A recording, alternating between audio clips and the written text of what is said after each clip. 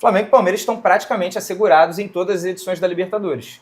Ganhando não só a fase de grupos, porque eles também estão passando, pelo menos para o mata-mata, oitavas final. Então, eles começam a alimentar esse ciclo de ganhando premiação em dólar, por participação, por vitória, por presença no mata-mata, enquanto os outros vão se revezando. Participa da Copa do Mundo de Clubes, que deu muito dinheiro nessa Cara, janela.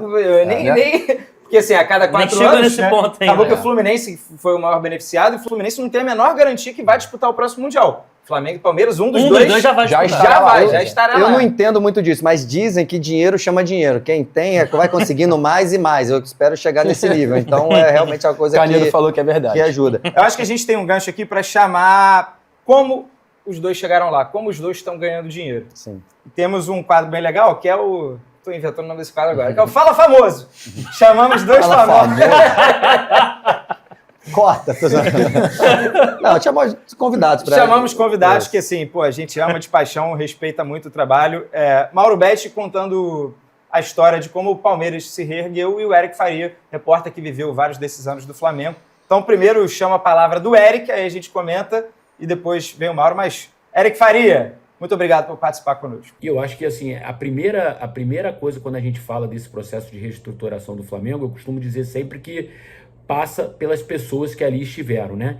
Então esses grandes rubro-negros resolveram arregaçar as mangas e ajudar a construir um futuro decente e digno para o clube pelo qual eles torcem, né? Eu lembro de umas primeiras entrevistas que eu fiz com o Valim Vasconcelos, que era o vice-presidente de futebol, o primeiro vice-presidente de futebol da era do Eduardo Bandeira de Mello. Ele falou, cara, a gente chega aqui na Gávea, cada porta que a gente abre cai um cadáver, né? E esse cadáver seriam dívidas, questões que o Flamengo tinha que pagar, questões que o Flamengo tinha que resolver, questões trabalhistas, questões com outros clubes. Então eles usaram essa expressão que me chamou muita atenção. A gente abre uma porta, cai um cadáver.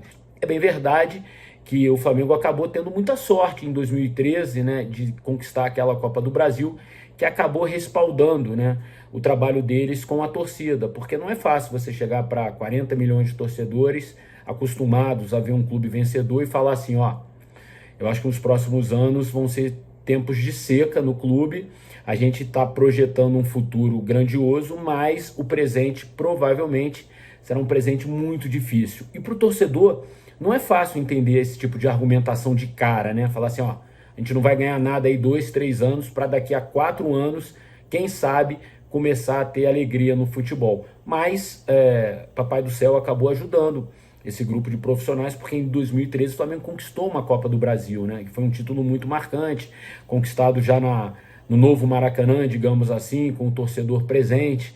E aí, no ano seguinte ainda ganhou mais um estadual em cima do Vasco, que acabou dando assim um pouco de paz, né, para esse grupo de empresários e esse grupo de dirigentes conseguirem tocar o barco sem muitas reclamações, sem muitas pressões, né?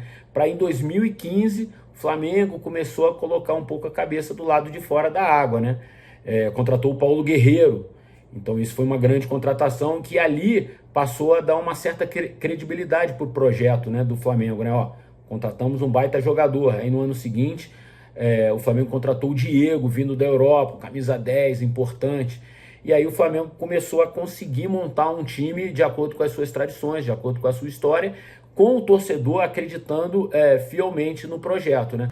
O Flamengo já muito reestruturado, conseguiu arrecadar muita grana também com as vendas do Vini Júnior e do Paquetá, e a partir daí o projeto se estabilizou até os dias de hoje, com o Flamengo conquistando títulos, contratando grandes nomes, podendo fazer investimentos assim muito acima do que a gente costuma ver no futebol brasileiro, né? Galera, espero ter contribuído, boa sorte para vocês, vou acompanhar o debate e boa sorte, tá, galera? A gente precisa de bons profissionais falando sobre futebol aqui no Brasil e o Quadrado Mágico tem tudo para elevar o nível do nosso debate.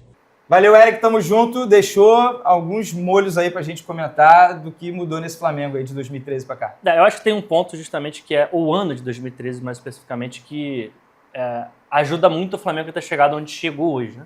Que é a conquista da Copa do Brasil com um time, com um elenco, com um elenco que era muito inferior a outros elencos, a muitos outros elencos do futebol brasileiro, e que aquele título sustenta e dá um pouco de paz e tranquilidade para o trabalho internamente continuar sendo feito. Quando a gente fala de Flamengo, paz é importante, porque já vimos Tem uma... invasões, bombas. O Eric citou muito, né, os personagens que foram construindo essa reestruturação do Flamengo, e obviamente que o Flamengo tem uma facilidade muito grande, um facilitador, que é o seu tamanho, a sua torcida e a sua audiência, e isso tudo acarreta, né, patrocínios, cotas de televisão mais altas, enfim, tudo mais que ajudam a reestruturar. Ajuda. Mas a gente pode citar outros clubes aqui que têm muito dinheiro, tanto dinheiro quanto, né, e acabam não usando esse dinheiro para isso. Mas tem um ponto que assim, deu também credibilidade lá no início, que foi a mudança do estatuto. A partir do momento que a diretoria muda o estatuto e passa a responsabilizar o CPF, e aí até o Corrado falou, né, pode vir uma diretoria e fazer besteira e o clube se afundar de novo. No caso do Flamengo, a partir da mudança do estatuto, vai responder pelo CPF. Vai responder como pessoa física.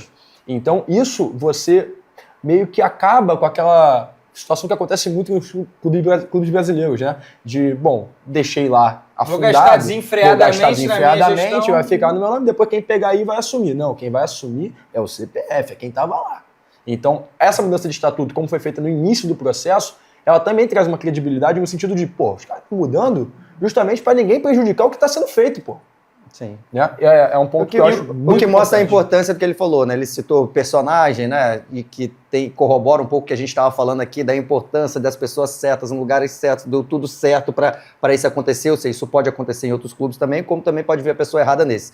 Aí ele cita, né? O Valim, que tinha ganhado, depois vem o Bandeira de Melo, que essas pessoas são muito importantes, até nisso que o Edu trouxe aqui pra gente, que é fundamental, eu diria. Mas isso não quer dizer que não pode entrar alguém que, mesmo que não queira afundar o clube, mas deixe de fazer coisas certas que colocam o clube no topo. Em vez de ser no topo, ele fica em quarto. E não tá afundando, mas em quarto já não é Real Madrid e Barcelona. E até as pessoas certas, né, fizeram muitas besteiras nesse processo, né? Não, e ele cita também a questão da treinadores, sorte, demissões. né? O Flamengo é o clube que mais demitiu treinador. Exatamente. Mesmo na década né, mágica aí, o Flamengo demitiu o treinador a rodo. sorte, que entre aspas, ganhou, se tem o mérito de ganhar, que poderia mudar tudo, são coisas que, enfim, que é esse ciclo do futebol brasileiro que você vai acompanhando, você fala, eu não bateria o pé que vai ser desse jeito o resto da vida, isso aí pode mudar rapidinho, mas é interessante ele contar e a importância que eu acho que, inclusive, a própria torcida do Flamengo tem, né, principalmente o Bandeira de Melo, né, eu já fui em estádio com amigos, assim, pegando o metrô, né, eu gosto de ir em estádio de tudo quanto é jogo, pô, quando às vezes passa o Bandeira de Melo, que às vezes o cara tá lá na torcida, todo mundo aplaude, fala bastante, então ele é reconhecido desse momento importante do Flamengo. Eu vejo grande mérito no fato de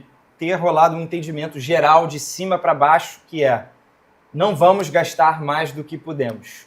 E isso, exemplos práticos, o Flamengo abdicou do Wagner Love, um belo dia chegou lá e falou, Wagner Love, tá de volta, e era um dos únicos caras que jogava naquele time de 2013 ali, 14, né? Falavam nisso que ele tem que ir embora. 2012, 12 para 13. E decisões duras, né? Renovação de contrato com a Adidas, pintou um dinheirão. Quantos dirigentes não iam gastar em contratação de jogador? E o Flamengo foi lá e reorganizou a casa. É óbvio que quando você é o Flamengo, e aí você tem um potencial maior de reorganizar a casa para sócio torcedor, direitos de televisão, a indústria também cresceu no momento certo para o Flamengo. Verdade. E o Flamengo conseguiu surfar essa onda, mas quando rivais citam, mas aí Guerreiro, Diego, Everton Ribeiro, essa galera chegou pausadamente. Um ano o Guerreiro, aí ficou um time horroroso junto com o Guerreiro, depois o Diego, depois o Everton Ribeiro, aí que o Flamengo começou a ter um time de verdade lá para 17, 18, que tanto chegou em finais ali de Sul-Americano, Copa do Brasil, Brasileirão disputando. Aí o outro argumento, claro, que os rivais usam muito, é claro que é mais dinheiro que ganha, tem a questão que está sendo debatida agora para a Liga que vem dos direitos de televisão, isso é claro, só que o Flamengo já ganhava isso tudo antes e só fazia besteira, e não dava certo. Então, acho que, querendo ou não, o Flamengo deixou aí uma forma de se fazer, que eu acho que também ajuda para os outros clubes, tá? Você dá uma olhadinha e tenta fazer, amigo. A famosa frase do Calil, né? Se o Flamengo se organizar, né? Porque já sabia do potencial e esse potencial Explica nunca essa frase tinha... aí, que essa frase é boa. O presidente Alexandre Calil do Atlético Mineiro, nem lembro se foi Fox Sports, mas um ano que o Galo estava, inclusive, ganhando tudo, né? Libertadores, no ano seguinte ganhou a Copa do Brasil, e ele falou que se o Flamengo se organizar, sai da frente porque vai atropelar. E eu acho até que o Flamengo pecou muito nesse processo para conseguir, de fato, entrar nesse modo atropelo, né? O Flamengo, em termos de gestão de futebol, não tem mais a ver com a parte financeira, tem muitos erros ao longo do processo. Né? Como eu falei, o Felipe Luiz vai bater um recorde agora que não vem desde o Luxemburgo. É o primeiro treinador a começar e encerrar uma temporada. Loucura. O Luxemburgo em 2011 foi o último. Loucura O Flamengo dessa década que a gente falou aqui de acúmulo de pontos e etc. Né? O Flamengo não conseguiu iniciar e terminar a temporada com um treinador. Pô. Vai conseguir em 2025. Ah, bom, até então, né? Porque tem mais um tempinho aí pra gente. Que é o oposto do que o Palmeiras fez funcionar, principalmente com o Abel Ferreira. Essa é aquela levantada, né? Ricardinho pro Giba. É isso. Porque temos, é óbvio, também um convidado para falar aqui do Palmeiras, o Mauro Betting. Um beijo aí pro Mauro, sempre solícito. E nos atendeu e explicou também como o Palmeiras chegou nesse estágio. A história é um pouquinho diferente do Palmeiras, mas mais ou menos ali no mesmo timing, né? No mesmo período. Então, Mauro, a palavra está com você. Eu não gosto do termo espanholização, até porque mesmo na Espanha o Atlético de Madrid se infiltra, outros também. E no Brasil, o que era para ser do Flamengo e do Corinthians é só do Flamengo, por méritos rubro-negros desde a gestão do Bandeira de Melo em 2013. E do Corinthians por deméritos desde o que aconteceu, desde o bimundial da Libertadores e o que o Corinthians se perdeu nessa dívida de quase 3 bilhões. Mas o Palmeiras vivia um momento muito parecido com o do Flamengo. E Palmeiras e Flamengo reconstruíram, cada um do seu modelo. Do Palmeiras, para ser bem resumido, passa muito por muitas paixões, sobretudo a inicial de Paulo Nobre, que injetou do próprio bolso, pessoa física, 200 milhões de reais para pegar as contas que eram muito piores do que ele imaginava quando assumiu em janeiro de 2013. Com o Palmeiras na Libertadores, mas para disputar de novo a Série B. Foi campeão da Série B, bateu ponto, voltou em 14 e em novembro de 14 inaugurou o Allianz Parque. Já veio uma injeção de dinheiro da Allianz e da própria W Torre, uma nova geração de receitas com belíssimo e novíssimo Allianz Parque então.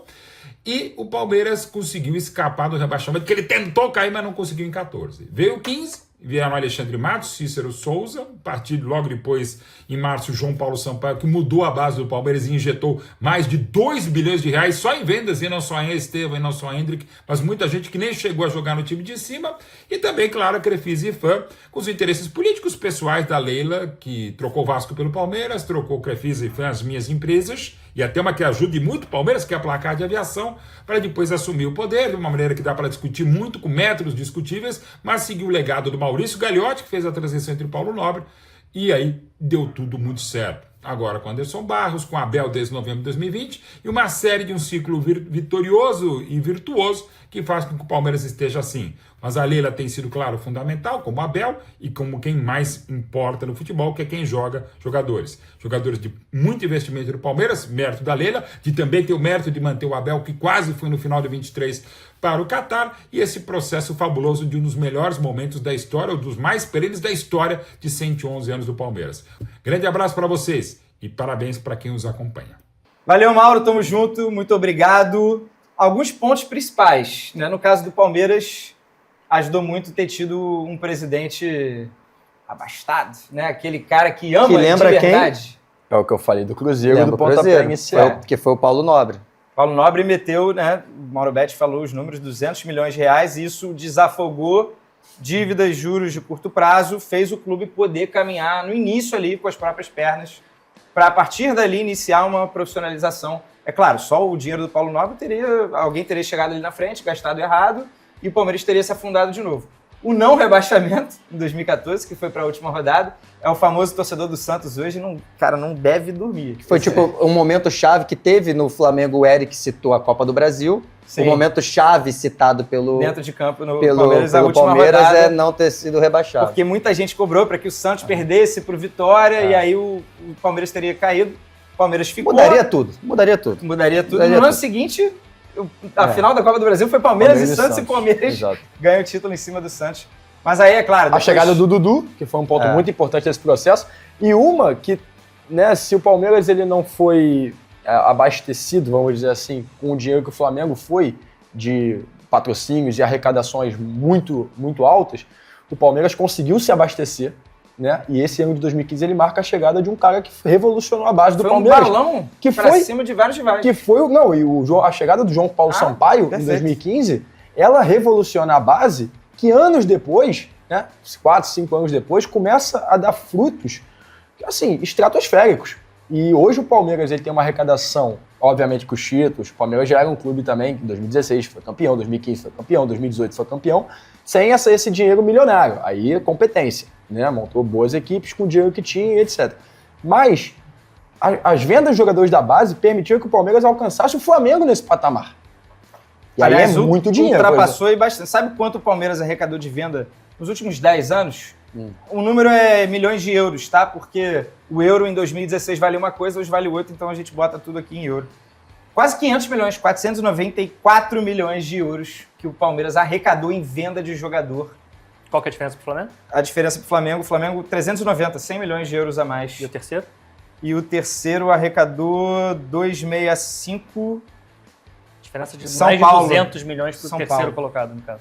São muita Paulo é um grana. ótimo É muito vendedor, dinheiro, né? é Mas muita não grana. consegue. É muito Não, dinheiro. porque tem a ver com o momento, né? Quando É o time isso. tá bem, isso é até mais difícil você vender, né? Ou o contrário, é mais fácil você vender melhor. Para um time europeu vir tirar jogador do seu time quando você tá bem, é E mais essas difícil. vendas- É o ciclo. Fora a Essas credibilidade, vendas né? abastecem A credibilidade o time você ganha. inteiro. E Você vende o uma venda Henrique, dessa. você vende o Agora, Estevão, tem- você vende o Vitor E a Reis. questão do ciclo também é que a gente tá falando, vale para tudo. Até um garoto que tá lá na base, é mais fácil o pai dele, do cara bom, querer que ele jogue no Palmeiras. É isso. Até isso, ou no Flamengo. No time que ganha bem, que vende Mas bem, que que dê revela espaço bem, pra base. que dê mais grife. Tem isso também. E o Palmeiras aprendeu O isso Palmeiras nesse, dá. Hoje nesse o momento. Flamengo dá menos espaço para base. É, o algum Palmeiras tempo, teve que aprender isso, meio que na marra, Não né? só isso, né? O Palmeiras também, o Palmeiras conseguiu competir. Se não fosse o trabalho do Abel Ferreira, talvez a gente não estivesse falando aqui de espanholização. Porque o Palmeiras competiu com o Flamengo com elencos inferiores aos do Flamengo. Principalmente durante alguns anos. no começo desse É, recorte. eu não tô falando dos últimos 2 É. anos, porque agora o Palmeiras está gastando pra caramba, É. comprando Andrés, comprando Vitor Roque, cifras milionárias. Antes disso, o Palmeiras não tinha 20, 21, a mesma grana para contratar que o 22. Flamengo tinha, e ainda assim, graças a um trabalho absurdo da Abel Ferreira, conseguiu competir, conseguiu ganhar, conseguiu bater o Flamengo no final de Libertadores. Então, eu acho que o ciclo Abel Ferreira é fundamental para o Palmeiras chegar hoje competindo financeiramente, inclusive com o Flamengo.